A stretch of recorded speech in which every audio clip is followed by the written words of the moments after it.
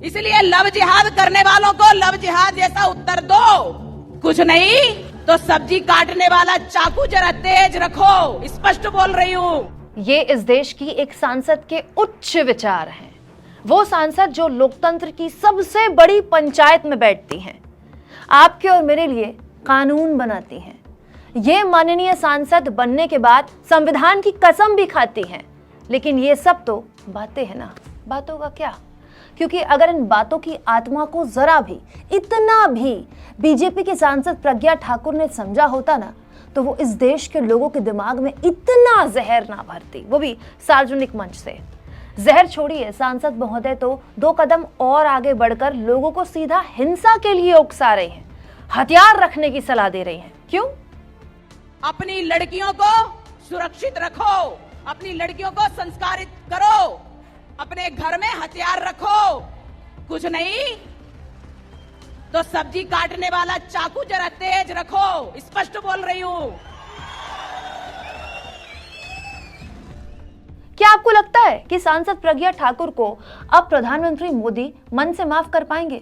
क्योंकि चुनाव के वक्त जब प्रज्ञा ठाकुर ने महात्मा गांधी के हत्यारे गोडसे को देशभक्त बताया था, तब तो मोदी जी ने यह कहकर बात टाल दी थी कि वो प्रज्ञा ठाकुर को कभी मन से माफ नहीं कर पाएंगे।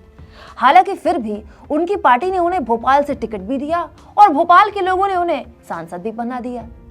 तो जो देश आजादी का अमृत महोत्सव मना रहा हो, उसके सांसद के दिमाग में, जुबान में जहर सुनिए।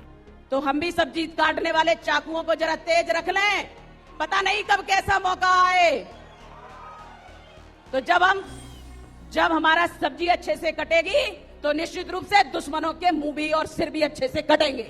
दोस्तों, सांसद प्रज्ञा ठाकुर ने लोगों से खुद ही कह दिया है कि वो अपनी सुरक्षा के लिए क्या क्या करें, क्योंकि ना तो उनको अपने राज्य कर्नाटक की डबल इंजन सरकार की पुलिस पर भरोसा है और ना ही केंद्र सरकार की कानून व्यवस्था पर। दोस्तों, 8 साल पहले इन लोगों को ना फ्रिंज एलिमेंट्स कहकर साइडलाइन कर दिया जाता था, इनके बयानों को दिखाया नहीं जाता था, तूल नहीं दी जाती थी। लेकिन आज देखिए, बीजेपी ने ऐसे लोगों को सत्ताधारी दल का सांसद बनाकर एक्सेप्टेबिलिटी इस हद तक इनको दे दी है, इस हद तक इनकी स्वीकार्यता बढ़ गई है कि अब खुलेआम ये लोग समाज में जहर उगल रहे हैं और पूरी की पूरी बीजेपी छोड़िए, उसकी मीडिया तक ऐसे मौन है जैसे कुछ हुआ ही नहीं। सोचिए दोस्तों, जिस बयान के लिए साध्वी प्रज्ञा ठाकुर को पार्टी से निकाल देना चाहिए था, क्योंकि ये लॉ एंड ऑर्डर को एक तरह से चैलेंज कर रही है इस तरह के बयान देकर, वो उसके लिए उन पर एक्शन होना चाहिए था, उसे सत्ताधारी दल और उसकी मीडिया ऐसे दिखा रही है जैसे कौन सा प्रवचन दे रही है साध्वी जी। इसलिए लव जिहाद करने वालों को लव जिहाद जैसा उत्तर दो, अपने घर में हथियार रखो। कुछ नहीं तो सब्जी काटने वाला चाकू जरा तेज रखो, स्पष्ट बोल रही हूं। दोस्तों, प्रज्ञा ठाकुर ने यह बयान दिया है कर्नाटक में। कर्नाटक जहां अगले साल चुनाव होने हैं, कर्नाटक जहां बीजेपी की सरकार भयानक एंटी इनकम्बेंसी झेल रही है। होता क्या है ना, जब सत्ता विरोधी लहर के खिलाफ इस तरह के बयान आगे रख दिए जाते हैं तो लोगों का ध्यान भटकाना आसान हो जाता है। दोस्तों, पूरी की पूरी मीडिया इस बयान पर खामोश है। क्या बोलेंगे चैनल वाले, जिनकी खुद की दुकान नफरत और जहर से भरी हुई है, वो साध्वी प्रज्ञा को क्या ही गलत बताएंगे? उनके लिए तो बीजेपी की इन सांसद और उनके स्टार एंकरों में वैसे कोई खास फर्क है भी नहीं, दोनों बराबर का काम करते हैं। एक प्राइम टाइम में बैठ के करता है, एक मंच से करता है। लेकिन ध्यान रखिएगा, ये सब आपके हमारे सामने हो रहा है और हम सब ये होता देख रहे हैं, होने दे रहे हैं।